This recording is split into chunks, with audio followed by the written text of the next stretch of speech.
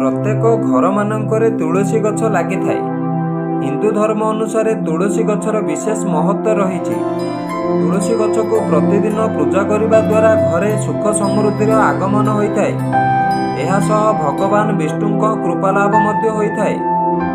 तुलसी गछ पूजा करने पर ठाकुर पूजा करने उचित बोली हिंदू धर्मर मान्यता रही। तुलसी गछ को औषधीय भाव व्यवहार करा जाए, कारण तुलसी पत्रर सेवन द्वारा थंडा काश भल होता है। आज आम आपण मानक वास्तु अनुसार तुलसी गछ पाखरे केउं गछ लगाइले धन वृद्धि होता है से विषय में कहवाक जाऊँ। ता पूर्व जो मैंने आम चैनल को ए पर्यंत सब्सक्राइब करना सब्सक्राइब कर दिंतु और पाखरे थिबा घंटी बटन को दबाई दिंतु। तुलसी गछ पाखरे कदली गछ लगाइले शुभ होता है। एपरी करने द्वारा भगवान विष्णु कृपालाभ होता है, जहाद्वारा गृह रे धनर वर्षा होता है। जदि आपणक घरे कदली गछ अच्छी तेबे आपण वास्तु अनुसार ईशान कोण रे लगाइबा उचित। एहा द्वारा घरे समस्ते निरोगी रहिबा सह धनर वृद्धि होता है। जदि आपणक घरे लगा जाइथिबा गछ गुड़िकर दिग ठीक भाबे होई नथिबो तेबे आपणकर लाभ बदल रे क्षति होता है।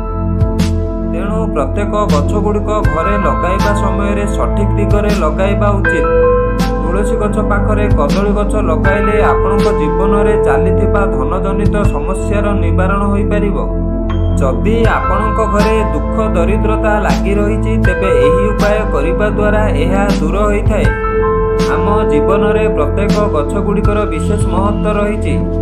एमिति किछि गछ रही जार प्रभाव में आम गृह रे सुख समृद्धि आगमन होता है, किंतु एमिति भी किछि गछर प्रभाव में आम जीवन में किछि खराब प्रभाव पड़ी थाए। किंतु तुलसी गछ एमिति एक गछ जहाको पूजा करने सह अनेक रोग को दूर करिबारे व्यवहार करा जाए।